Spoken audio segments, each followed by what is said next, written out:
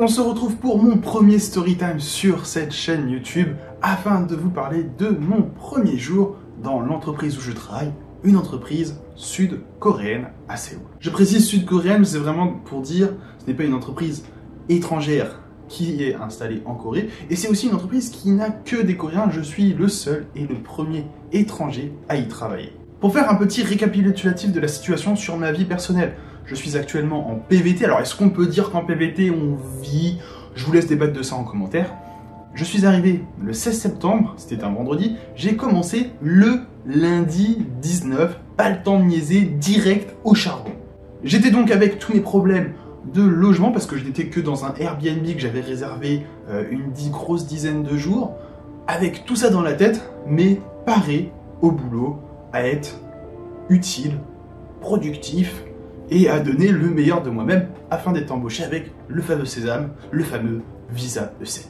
Ça fait maintenant 2 mois que je suis dans la boîte, tout se passe très bien, les discussions du E7 devraient commencer en fin d'année et je vous laisse me poser toutes vos questions par rapport à mon métier. Je suis responsable marketing et vente en commentaire et j'y répondrai, j'aborderai vraiment tous ces points-là dans une prochaine vidéo dédiée au fait de travailler en Corée du Sud. Maintenant que le contexte est posé, vous savez que je travaille que 25 heures par semaine, parlons donc de pourquoi vous avez cliqué sur cette vidéo, mon histoire du premier jour de ma vie dans une entreprise en Corée du Sud. J'arrive donc pépouze à 10h, oui, assez étonnant, on pourrait croire 7, 8 ou 9h, mais non, on m'a dit arrive à 10h, c'est la personne qui m'a recruté, Wang Yu, un des cofondateurs, qui m'a tout simplement dit je suis pas du matin, donc ça sert à rien d'arriver avant 10h, donc viens à 10h et on se rencontrera à ce moment-là.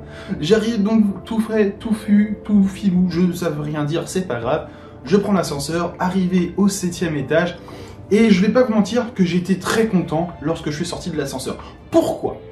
Parce que en sortant de l'ascenseur, je vois que ce sont des portes coulissantes et alors il y a des vitres donc on peut voir et je vois qu'il n'y a pas d'accueil.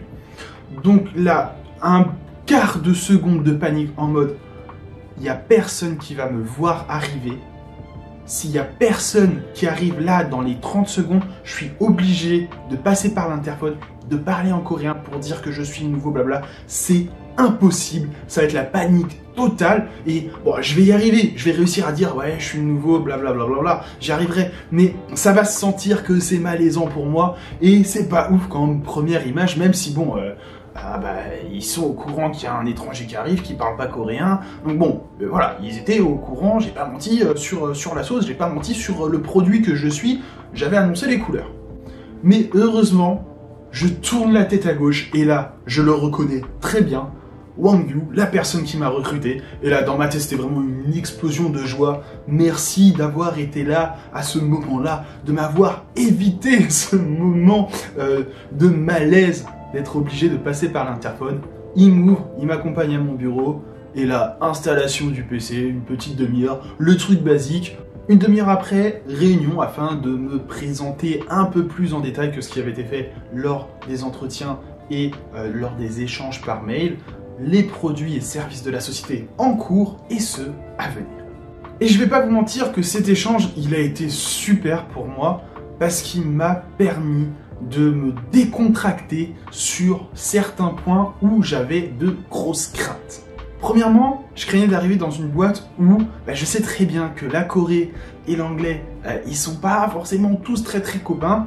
Et avec voilà, cette première demi-heure et cette réunion qui a suivi, j'ai pu me rendre compte qu'en tout cas, mes collègues proches, eux, en anglais, ça va. Et d'ailleurs, même dans la boîte en général, je sais que, alors il y en a des qui parlent pas du tout anglais, et vu que je suis mongolien, c'est encore très compliqué, donc j'ai pas de grandes discussions philosophiques avec eux, mais je sais aussi, il y en a certains qui sont remotivés un petit peu à pratiquer l'anglais avec moi, parce que, comme je l'ai expliqué, je suis le seul et le premier étranger à travailler dans cette entreprise. Donc ça, un premier point où je me sens rassuré, je dirais même en plus, au-delà de l'anglais, un truc super, quand je suis arrivé sur mon bureau, plein de post-it avec écrit « Bienvenue Mathieu » parce que en fait, ma voisine, ma collègue, a étudié en France pendant 1 an, et donc elle parle, 1 an ou 2, je sais plus, mais donc voilà, en tout cas, elle parle bien français, et aussi, évidemment, très bien anglais. Un deuxième point où j'avais peur, et pour les deux prochains points, on va être un peu dans ces clichés coréens pour lesquels j'ai énormément de chance de ne pas être. Le premier étant, tu ne contredis jamais ton chef. Et ça, je sais que pour moi c'est un point un peu compliqué, parce que quand je suis pas d'accord, je le dis. J'explique toujours pourquoi, je donne ma vision, j'explique aussi ce que je pense qu'il faudrait qu'il soit fait à la place. Je dis pas juste non, ça va pas, ok mais il faut faire quoi, bah je sais pas. Non, j'explique, machin, tout ça.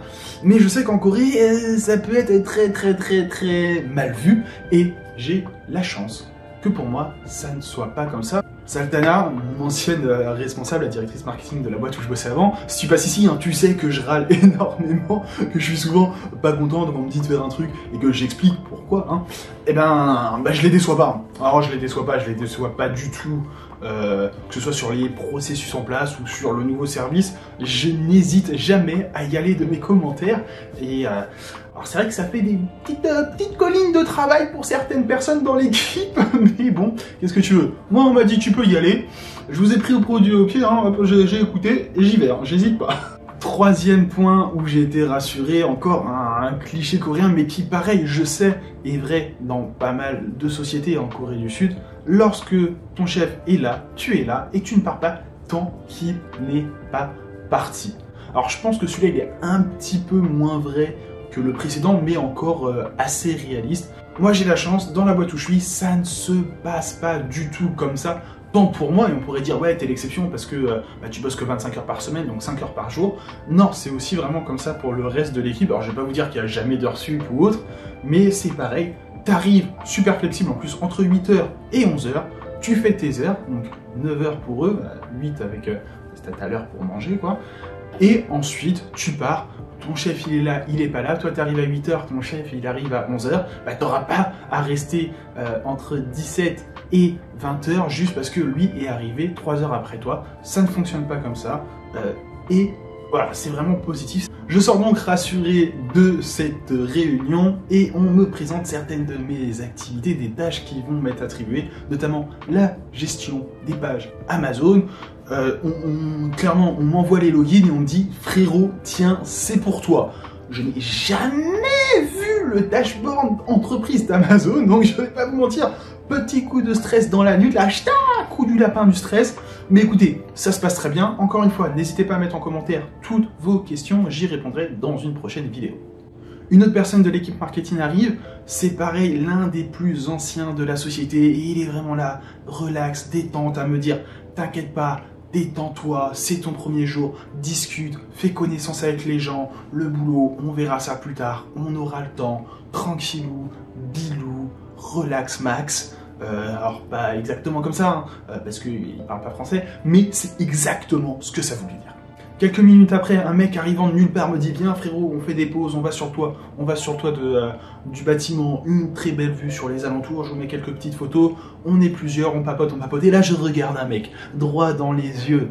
Faut savoir que dans le bureau, un masque, on a les masques, machin, tout ça, et donc là, il était tranquille au bilou en train de fumer, je ne fume pas, mais lui il fumait, et je lui dis « Et toi du coup, que fais-tu dans la boîte ?»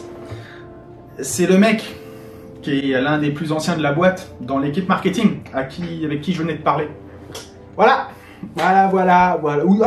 Comment bien s'humilier dès le premier jour. Non mais si vous avez besoin d'aide, vous m'envoyez un petit message là, et je vous explique comment faire. Bon, ils allaient le deviner, ils allaient le remarquer à un moment donné, que j'étais très mauvais en mémoire. Et là en plus, le mec il avait le masque avant, là il avait plus le masque, mais pas pité du tout que c'était la même personne. Forcément le mec qui me regarde, fait on a parlé il y a 3 minutes 30 frérot. Je fais oh shit, oh merde, oh putain, oh la honte. Ça s'est bien passé, il a continué à me dire « T'inquiète pas frérot, sois détente, c'est le premier jour, discute avec les gens, profite, fais connaissance ». La première journée, comme vous le voyez, c'est donc très bien passé pour moi. Celles d'après aussi se sont très bien passées. Je suis très content de la boîte où je travaille et des missions que je fais. J'espère vraiment que ça va continuer ainsi et même plus avec, comme je vous le disais, le fameux objectif du visa E7. Bien de nouvelles informations plus tard. Suivez-moi, abonnez-vous. Et encore une fois, n'hésitez pas à commenter avec vos questions pour une prochaine vidéo sur la vie dans une société en Corée du Sud. Encore une fois, merci beaucoup à vous de m'avoir suivi et à bientôt.